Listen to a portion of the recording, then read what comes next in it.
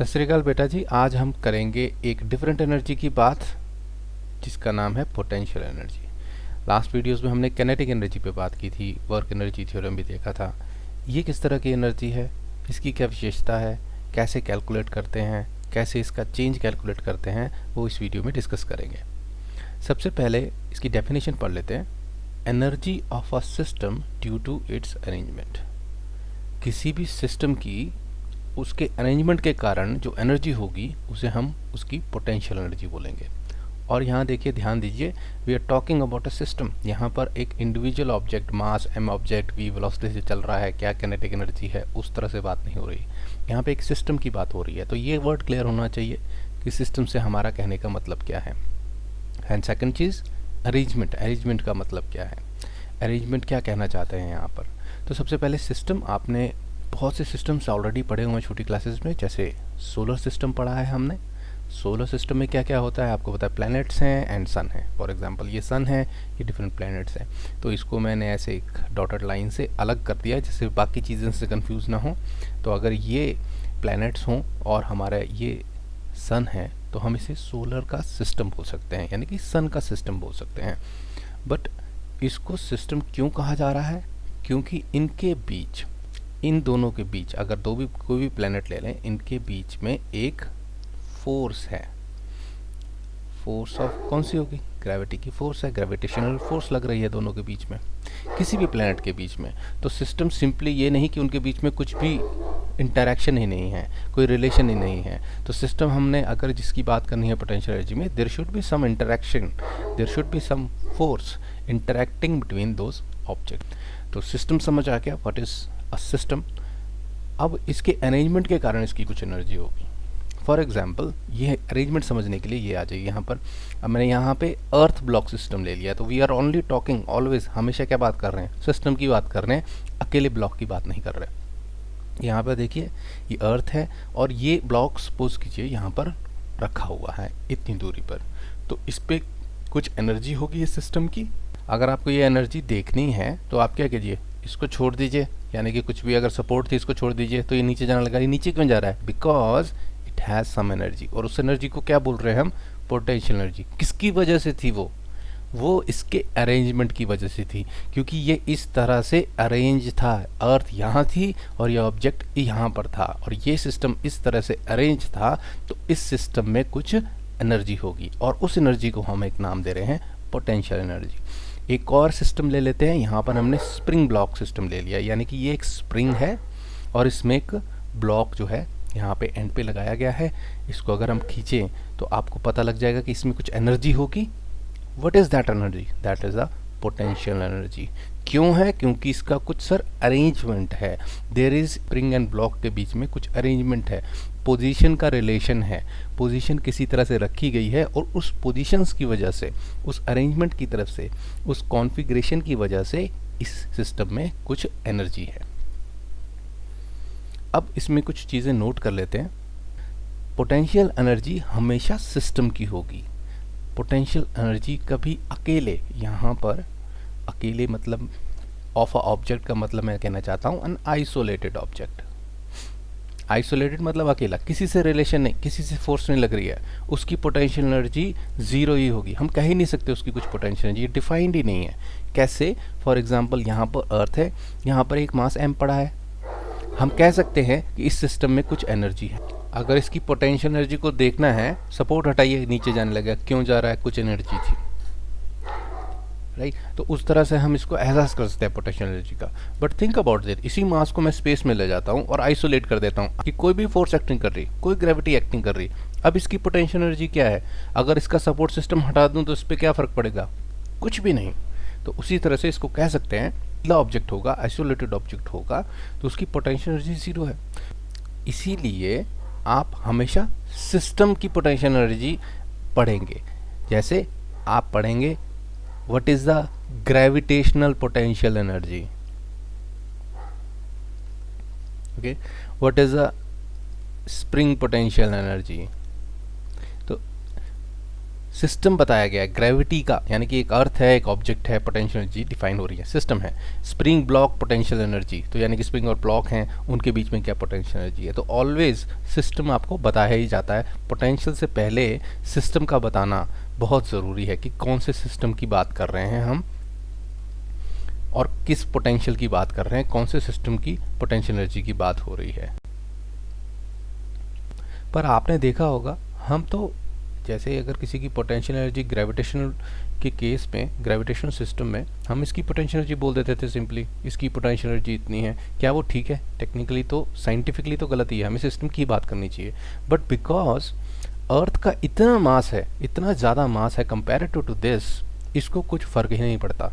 तो इसीलिए अर्थ object system की बजाय, पोटेंशियल एनर्जी की बजाय हम सीधे ऑब्जेक्ट की पोटेंशियल एनर्जी बोलना शुरू कर देते हैं, and that is fine also, उससे कोई फ़र्क नहीं पड़ता। बट ये पता होना चाहिए कि वी आर टॉकिंग, जो भी हम बात कर रहे हैं, क्योंकि जब different type of potential energies आएंगी जहाँ पे मास लगभग कंपेरेबल होंगे, वहाँ पर सिस्टम की पोटेंशियल एनर्जी ही निकाली जाएगी।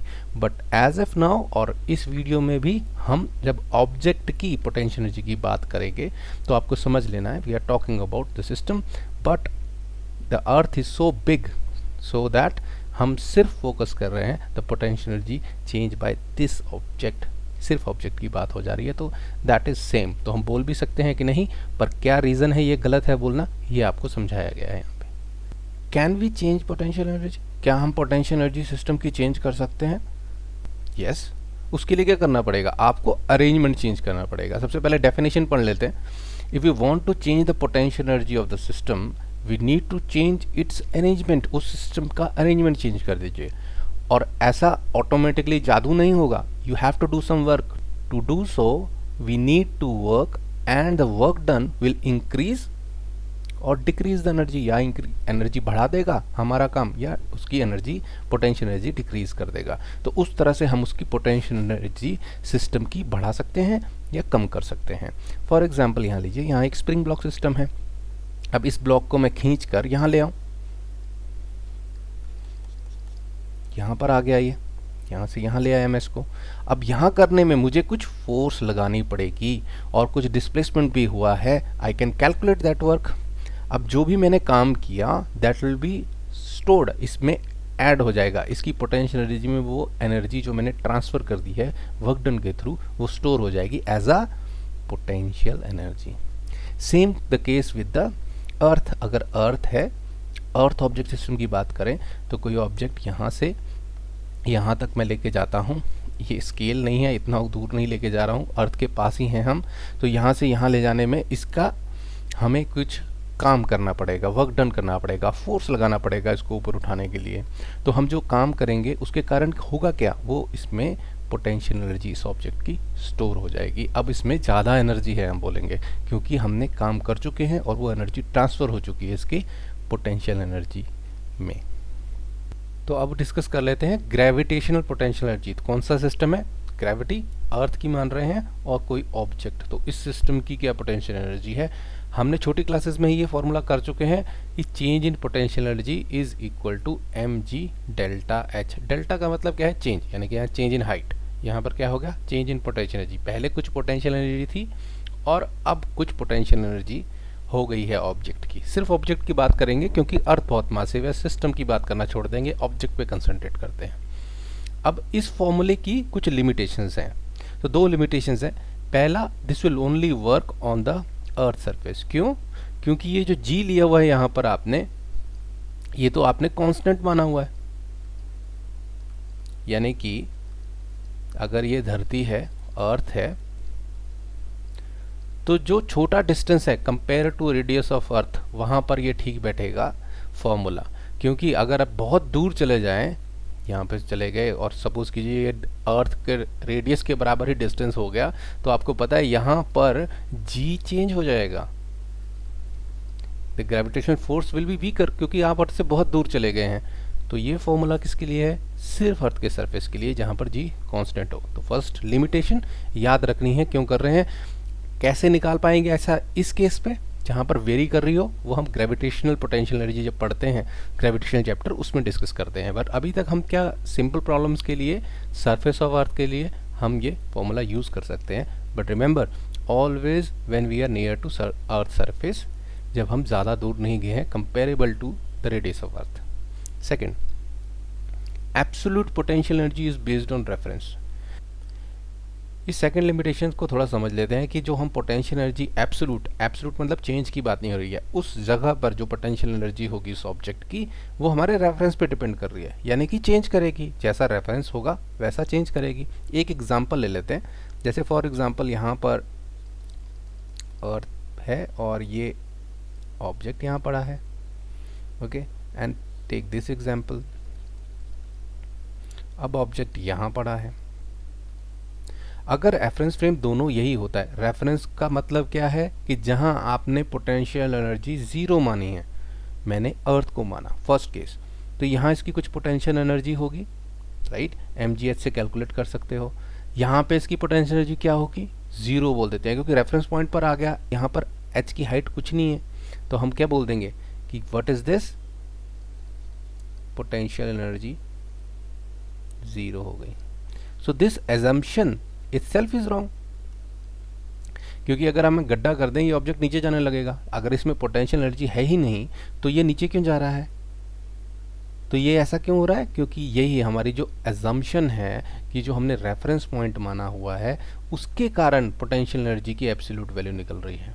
अगर हमारा रेफरेंस चेंज हो जाता है, फॉर एग्जांपल अगर ये ऑब्जेक्ट यहाँ फर्स्ट फ्लोर पे पड़ा हो और मैं रेफरेंस इसको मान लूँ, रेफरेंस फ्रेम मेरा ये हो, तो अब मैं क्या बोलूँगा, इसकी पोटेंशियल एनर्जी क्या है, मैं बोल दूंगा इसकी पोटेंशियल एनर्जी ज़ीरो है। So it is depending on the reference frame. यहाँ पर नीचे खड़ा आदमी बोलेगा नहीं, इसका तो mgh कैलकुलेट करके बता देगा पोटेंशियल एनर्जी, बिकॉज उसका रेफरेंस फ्रेम ये है, और यहाँ पर जो रेफरेंस फ्रेम से बात कर रहा है वो बोलेगा नहीं, इसकी इस टाइम पोटेंशियल एनर्जी ज़ीरो है। तो ये दोनों गलत हैं क्या, नहीं, दोनों ही ठीक हैं, पर अपने अपने रेफरेंस फ्रेम के हिसाब से, क्योंकि हमारी जो भी एब्सोल्यूट पोटेंशियल एनर्जी होती है वो mgh से दी ही नहीं जाती, इनकरेक्ट वैल्यू ही मिलेगी, वो जस्ट हमारे रेफरेंस के लिए है, कैलकुलेशंस इजी बनाने के लिए। कमिंग बैक, अब वापस आते हैं जो हम सीख रहे थे लिमिटेशन एंड एडवांटेजेस। तो लिमिटेशंस दो हमने समझ ली, और थर्ड एडवांटेज क्या है कि जब आप चेंज निकालेंगे, यानी कि जब डेल्टा पोटेंशियल एनर्जी निकालेंगे तो वैल्यू करेक्ट ही आने वाली है। बेस कोई भी ले लीजिए, रेफरेंस फ्रेम कोई भी ले लीजिए, अगर आप पोटेंशियल एनर्जी का चेंज कैलकुलेट करेंगे तो वो आपको करेक्ट वैल्यू ही देगा। अभी देख लेते हैं पोटेंशियल एनर्जी के यूनिट्स क्या होते हैं। mgh से डिफाइन होती है, जैसे काइनेटिक एनर्जी हमारी हाफ mv² से होती थी, और वर्क डन कैसे होता है, force into displacement, newton metre से लेते थे। पहले देख लेते हैं mgh का, m मास होगा, किलोग्राम आ गया यहाँ पर, g तो ग्रेविटेशन है, मीटर पर सेकंड स्क्वायर हो जाएगा इसका, g यहाँ पर आ जाएगा, और h क्या है, इसकी भी क्या यूनिट्स होंगी, मीटर ही होगी, तो क्या आ जाएगा, kilogram metre square divided by second square. इसको हम न्यूटन मीटर भी लिख सकते हैं, क्योंकि किलोग्राम 1 न्यूटन क्या होता है, हमने न्यूटन को कौन से यूनिट्स में रिस्पेक्ट देने के लिए न्यूटन को ये यूनिट्स बनाए हुए हैं, किलोग्राम मीटर पर सेकंड स्क्वायर, इसको हम 1 न्यूटन बोल देते हैं, इसको न्यूटन बोलते हैं। तो अगर यहाँ पे इसको लगा देंगे इस वैल्यू को, तो आपको न्यूटन मीटर ही मिलने वाला है। तो सेम यूनिट्स यहाँ पर हाफ mv² में देखिए, मास होगा m, ये आ गया यहाँ पर किलोग्राम, v क्या है, मीटर पर सेकंड का होल स्क्वायर, यानी कि मीटर का भी स्क्वायर हो जाएगा, होल सेकंड स्क्वायर हो जाएगा, किलोग्राम मीटर पर सेकंड स्क्वायर को न्यूटन बोलते हैं, तो इसका भी न्यूटन मीटर आ जाएगा। फोर्स तो न्यूटन मीटर होता ही है, अगर आपको खोल कर इसको ओपन करना है तो न्यूटन की जगह किलोग्राम मीटर पर सेकंड स्क्वायर डाल दीजिए यहाँ से, फिर से आपको यही यूनिट मिलने में जो सभी को मिल रहे हैं। तो सबके यूनिट्स न्यूटन मीटर हैं, और न्यूटन मीटर को क्या कहा जाता है, जूल्स। अनदर साइंटिस्ट की रिस्पेक्ट में हम न्यूटन मीटर को क्या बोलते हैं, जूल्स में। These are all energy, this is potential energy. What is this? This is kinetic energy. Units are same and what is work done? जो आप काम कर रहे हैं ऑब्जेक्ट पर, उसकी क्या यूनिट्स हैं, उसकी भी यूनिट्स जो हैं वो जूल्स ही हैं। वो एक तरह का डूइंग वर्क, जब आप कोई काम कर रहे हैं तो आप एनर्जी ही ट्रांसफ़र कर रहे हैं, तो units will be the same. तो अब बात कर लेते हैं कि पोटेंशियल एनर्जी के चेंज में, यानी कि डेल्टा पी और वर्क डन में क्या रिलेशन है वो थोड़ा समझ लेते हैं। तो वो हमारा पीछे ही अभी हमने डिस्कस किया था यहाँ पर, जब हमने चेंज इन पोटेंशियल एनर्जी करने की कोशिश की थी। तो हमने कुछ अरेंजमेंट चेंज करना चाहा, तो अगर मैंने यहाँ से यहाँ ले आया, यहाँ इसकी कुछ पोटेंशियल एनर्जी थी, मैं यहाँ पर ले आया, इसकी पोटेंशियल एनर्जी बढ़ा दी गई। इसके लिए मुझे क्या करना पड़ेगा, वर्क करना पड़ेगा। कैसे करेंगे, फोर्स लगाकर काम करेंगे, डिस्प्लेस करेंगे। यहाँ अर्थ ऑब्जेक्ट सिस्टम में कैसे करेंगे, यहाँ पर ऑब्जेक्ट था, इस तरफ को मैं फोर्स लगाऊंगा और कुछ वर्क डन हो जाएगा, कुछ डिस्प्लेसमेंट होगी मेरी। तो वो वर्क डन जो होगा वो उतना चेंज इस सिस्टम की पोटेंशियल एनर्जी हो जाएगी। यानी कि अगर इसकी पोटेंशियल एनर्जी का रिलेशन मुझे लिखना हो, यानी कि जो भी वर्क डन होगा, वर्क डन कौन कर रहा है, वर्क डन एक्सटर्नल फोर्स, यानी कि मैं काम कर रहा हूँ। एक्सटर्नल फोर्स जो काम करेगी वो क्या हो जाएगा, पोटेंशियल एनर्जी का चेंज हो जाएगा। यहाँ पर लिख सकते हैं कि change in potential energy is equal to work done. But remember, एक बात याद रखनी है, ये वर्क डन कौन कर रहा है, बाय एक्सटर्नल फोर्स, यानी कि जो फोर्स मैं लगा रहा हूँ, जो फोर्स हम लगाएंगे उस सिस्टम के वो एक्सटर्नल होने चाहिए, बाहर से आने चाहिए वो फोर्स। यानी कि जैसे यहाँ पर एक बॉक्स पड़ा था, ये ऊपर था, ये सिस्टम था किसका, अर्थ एंड ऑब्जेक्ट सिस्टम का, और मैंने फोर्स लगाई। So what this force is, this is external force. ये एक्सटर्नल फोर्स जितना काम करेगी उतनी ही पोटेंशियल एनर्जी में चेंज आएगा।